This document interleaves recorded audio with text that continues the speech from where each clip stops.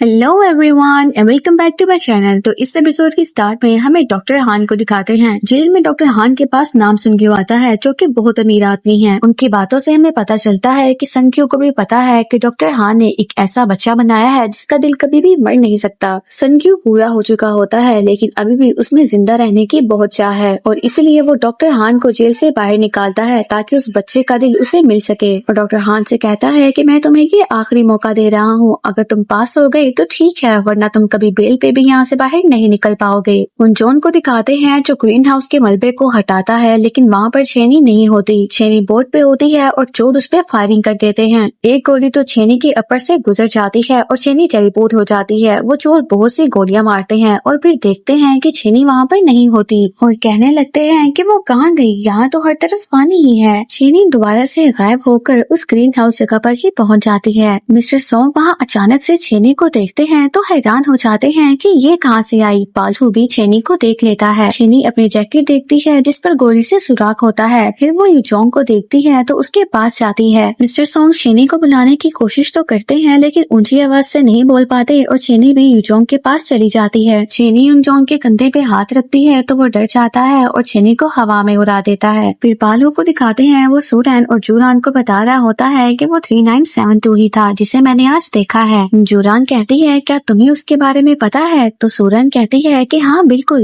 ये वही लड़का है जिससे पालू सबसे ज्यादा नफरत करता था। जब पापा को इसकी पावर का पता चला था तो उनकी सारी अटेंशन इसकी तरफ हो गई थी। पालू कहता है कि अपना मुंह बंद रखो। सूरन कहती है क्या तुम्हें कुछ गड़बड़ नहीं लग रही? आखिर वो यहाँ पर वापस क्यों आया है? पालू कहता है कि मैंने उसे एक वेरिएंट को हवा में उड़ाते हुए देखा था। ये तीनों डॉक्टर हान को ही पापा कह रहे होते हैं। सूरन कहती है कि कहीं ऐसा तो नहीं कि पापा ने हमसे पूछे बगैर किसी को हमारे ग्रुप में शामिल कर दिया हो। और फिर वो जूरान से पूछती है कि क्या तुम्हें कुछ पता है? तो जूरान कहती है कि नहीं, मैं इस बारे में पता लगाने की कोशिश करती हूँ, तुम दोनों तब तक अपना मुंह बंद रखना। इतने में ही डॉक्टर हान वहाँ पर आ जाते हैं और कहते हैं कि किस बारे में पता करना है। तो जूरान कहती है कि हमें एक नए वेरिएंट के बारे में पता चला है। तो डॉक्टर हान कहते हैं कि फिर यहाँ पर क्या कर रहे हो, जाओ जाकर उसे पकड़ो। तो बालू छेनी को पकड़ने के लिए चला जाता है। फिर डॉक्टर हान जूरान के साथ लैब में चले जाते हैं तो सूरन सोच रही होती है कि कुछ तो गड़बड़ जरूर है। फिर हमें छेनी को दिखाते हैं जो रॉबिन के घर होती है और दीवार में बने हुए सुराख को देख रही होती है। फिर अचानक से उठती है और कहती है कि मैं यहाँ पर क्या कर रही हूँ और ये तुम्हारी दीवार पर सुराख कैसे हुआ? तो रॉबिन कहता है कि मैंने तो सोडा कैन आराम से ही फेंकी थी लेकिन वो दीवार में सुराख करते हुए आर पार हो गई और मिस्टर सॉन्ग तुम्हें यहाँ पर छोड़ के गए हैं, तुम ग्रीन हाउस में बेहोश हो गई थी। छेनी को सब कुछ याद आता है तो वो जल्दी से बैठकर अपना अपर देखती है जिसपे गोली का निशान होता है। तो रॉबिन से कहती है कि मुझे तुम्हें कुछ बताना है, मैं आधी मौत नहीं मरी थी बल्कि मैं टाइम ट्रेवल कर रही थी। तो रॉबिन कहता है कि ऐसा नहीं हो सकता, ये कोई फिल्म थोड़ी ना चल रही है। तो छेनी कहती है कि मैं सच में टेलीपोर्ट हो गई थी। फिर हमें मिहवी को दिखाते हैं जो बहुत ज्यादा गुस्से में होती है। मिस्टर सॉन्ग उससे कहते हैं कि मैंने सारे फूल पहुँचा तो दिए हैं, तुम अब तो गुस्सा थूक दो। मिहवी कहती है कि बर्थडे पार्टी के फूल अगर बर्थडे पार्टी के बाद पहुँचे तो उसका क्या फायदा? मिस्टर सॉन्ग कहते हैं कि कोई बात नहीं, अगले साल बर्थडे पे काम आ जाएंगे। तो मिहवी कहती है कि मैं नहीं चाहती कि मेरी बेटी बिना बाप के बड़ी हो, लेकिन हर चीज की भी एक हद होती है। तो मिस्टर सॉन्ग कहते हैं कि मेरा क्या कसूर इसमें, मैं तो फूल पहुंचाने के इरादे से ही यहाँ से निकला था लेकिन रास्ते में ही मुझे पता चला कि मेरी दोस्त की माँ चल बसी है तो मुझे वहाँ जाना पड़ा। और फिर झूठ बोलते ही दोबारा से मिस्टर सॉन्ग का हाथ गमले के साथ चिपक जाता है। मिहवी कहती है कि सब जानते हैं कि तुम्हारा कोई दोस्त नहीं है, फिर ये तुम्हारे कौन से दोस्त की माँ बार बार मर जाती है? मिस्टर सॉन्ग कहते हैं कि मेरे बहुत सारे दोस्त के बाप ने 2 शादियां की हैं, इसलिए मेरे बहुत से दोस्तों की 2 माएँ हैं। तो मिहवी जाने लगती है और मिस्टर सॉन्ग से पूछती है कि तुम चल रहे हो या फिर नहीं? तो मिस्टर सॉन्ग कहते हैं कि नहीं, मैं साफ सफाई करके आता हूँ, क्योंकि उनका हाथ तो चिपक चुका होता है। मिहवी वहाँ से चली जाती है। मिस्टर सॉन्ग अपना हाथ छुड़ाने की कोशिश करते हैं लेकिन नाकाम होते हैं। फिर मिस्टर सॉन्ग के पास छेनी और रॉबिन आते हैं। फिर हमें यूजोंग को दिखाते हैं जो किसी से कॉल पे बात कर रहा होता है और उसे कहता है कि एक नया वेरिएंट नजर आया है, मैं जानना चाहता हूँ कि क्या हो रहा है तो मुझे कॉल करो। लेकिन यहाँ पर हमें ये नहीं दिखाते कि यूजोन किससे बात कर रहा होता है। फिर मिस्टर सॉन्ग उन दोनों से पूछते हैं कि तुम दोनों यहाँ पर क्या कर रहे हो? तो छेनी कहती है कि हम तुमसे पूछना चाहते हैं कि कहीं तुम्हारे साथ भी कोई अजीब चीजें तो नहीं हो रही। मिस्टर सॉन्ग कहते हैं कि कैसी अजीब चीजें? तो छेनी उसे बताती है कि रॉबिन ने कैन से ही दीवार में सुराख कर दिया और मैं कहीं भी टेलीपोर्ट हो जाती हूँ, पलक झपकते ही मैं एक जगह और फिर दूसरी दूसरी जगह पहुंच जाती हूँ। तुम बताओ, तुम तो बिल्कुल ठीक हो ना? तुम्हारे साथ तो कुछ नहीं हो रहा। तो मिस्टर सॉन्ग कहते हैं कि मेरी दुकान में आकर ये क्या फजूल बकवास कर रही हो, ऐसा कुछ भी नहीं है। फिर खड़े हो जाते हैं और कहते हैं कि तुम दोनों ने मुझे अपनी तरह का समझा हुआ है क्या? मैं इतना फजूल नहीं हूँ। इतना कहने के बाद जैसे ही मिस्टर सॉन्ग अपना कदम आगे रखने वाले होते हैं तो उनके दोनों पाँव भी चिपक चुके होते हैं जमीन के साथ। चेनी कहती है कि अरे ये क्या है, तुम तो पूरी तरह से चिपक गए हो। रॉबिन भी कहता है कि तुम तो किसी थूकी हुई च्युइंगम की तरह जमीन के साथ चिपक गए हो। मिस्टर सॉन्ग कहते हैं कि ये सब कुछ उस गंदे फिनाइल की वजह से हुआ है। मेरी एक बेटी है और बीवी भी, फिर चाहे वो मुझे पसंद नहीं करते लेकिन मुझे उनकी हिफाजत करनी है और इसके लिए सबसे ज्यादा जरूरी है कि तुम दोनों अपना मुंह बंद रखो। तुम दोनों के साथ घूमने की वजह से पहले ही मैं बदनाम हो चुका हूँ और अगर लोगों को पता चल गया कि अब मैं ऐसे चिपकने लगा हूँ तो पता नहीं क्या होगा। शेनी कहती है कि हम दोनों में से किसी ने भी तुम्हें तुम्हारी फैमिली की हिफाजत करने से रोका है क्या? मिस्टर सॉन्ग कहते हैं कि तुम दोनों मुझे ऐसा करने से रोक भी नहीं सकते हो। शेनी कहती है कि तुमने कुछ तो देखा है जो तुम्हारी ऐसे फटके जार हुई पड़ी है, तो तुम बताओ तुमने क्या देखा है? मिस्टर सॉन्ग उसे बताने से मना करते हैं तो शेनी मिस्टर सॉन्ग का मुंह पकड़ती है और कहती है कि जल्दी से मुझे बताओ तुमने क्या देखा है,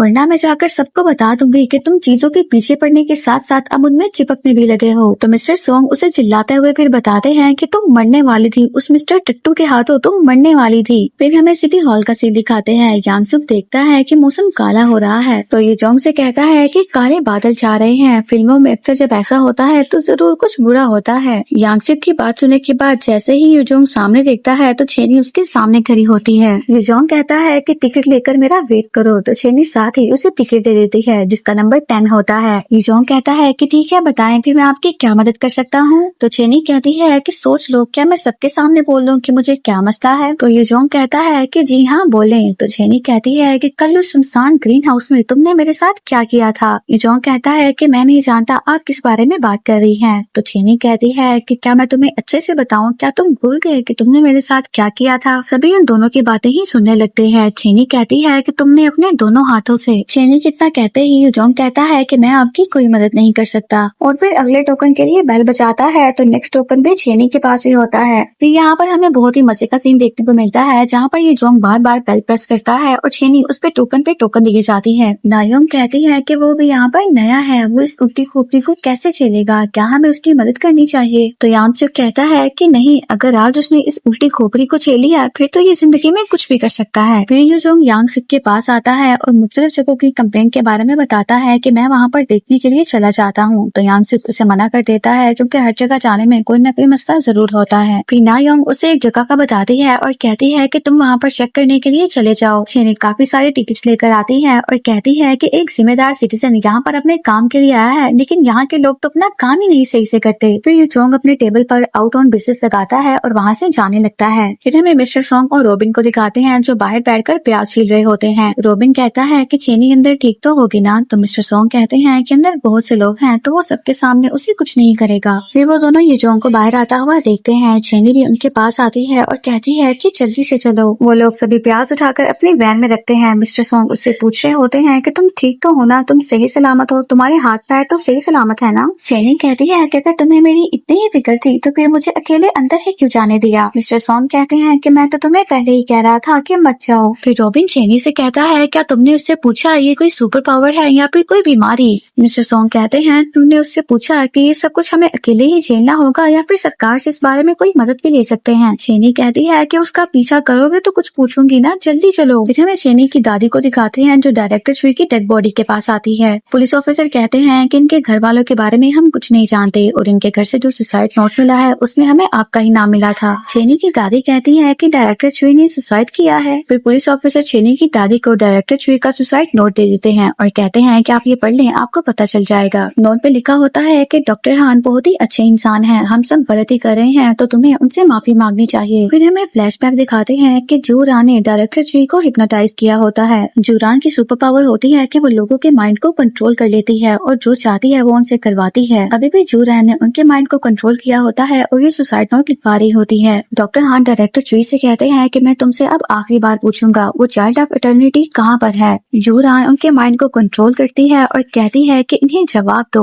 तो डायरेक्टर चुई फिर चेनी की दादी मिस किम जॉन बुक का नाम बता देते हैं और फिर वो अपने ही पेन से अपने गर्दन पे मार देते हैं जिससे उनकी मौत हो जाती है। फिर हमें दिखाते हैं कि चर्च में कुछ पुलिस ऑफिसर्स आते हैं। सूरान उनसे कहती है कि मैं आपकी आपकी क्या मदद कर सकती हूँ? तो पुलिस ऑफिसर कहते हैं कि किसी की गुमशुदा होने की हमें रिपोर्ट मिली है। तो फिर सूरान उन्हें अंदर आने देती है और उन्हें चर्च दिखाने लगती है और कहती है कि यहाँ पर सब लोग अपनी मर्जी से आते हैं, लेकिन इस तरह से हम पर किसी को कैद करने का इल्जाम लगाना ये तो बहुत ही गलत बात है। इतने में पुलिस ऑफिसर देखता है कि लिफ्ट में बेसमेंट का भी निशान होता है, तो वो पूछता है कि क्या यहाँ पर बेसमेंट भी है? तो सूरान कहती है कि क्या आप लोग बेसमेंट देखना चाहेंगे? फिर सूरान दोनों पुलिस ऑफिसर को बेसमेंट में ले जाती है। बेसमेंट में ही मिस्टर सांगमो को कैद किया हुआ होता है, लेकिन सूरान की पावर होती है इल्यूजन क्रिएट करना। सांगमो जैसे पुलिस ऑफिसर्स को देखते हैं तो चिल्लाने लगते हैं कि मैं यहाँ पर हूँ, मेरी मदद करो और मुझे यहाँ से निकालो। लेकिन इल्यूजन की वजह से वो एक्सपेरिमेंटल बेसमेंट पुलिस ऑफिसर को बहुत ही अच्छा गार्डन दिख रहा होता है। सूरान में झूठ बोल देती है कि ये जगह हमने स्पेशली अपने वर्कर्स के लिए बनाई है ताकि वो यहाँ पर आकर फ्रेश एयर ले सकें। पुलिस ऑफिसर यूं ही देखते देखते सांगमो की तरफ आ जाते हैं। सांगमो का हाथ पुलिस ऑफिसर को लगने वाला होता है, तो जल्दी से सूरान कह देती है कि क्या आपको कुछ और देखना है? तो पुलिस ऑफिसर कहते हैं कि नहीं और वहाँ से जाने लगते हैं। और मिस्टर सांगमो यूं ही पीछे चिल्लाने लगते हैं कि मुझे बचाओ, ऐसे मुझे छोड़कर मत जाओ। और फिर यहीं पर हमारा पार्ट कंप्लीट हो जाता है। See you in the next part.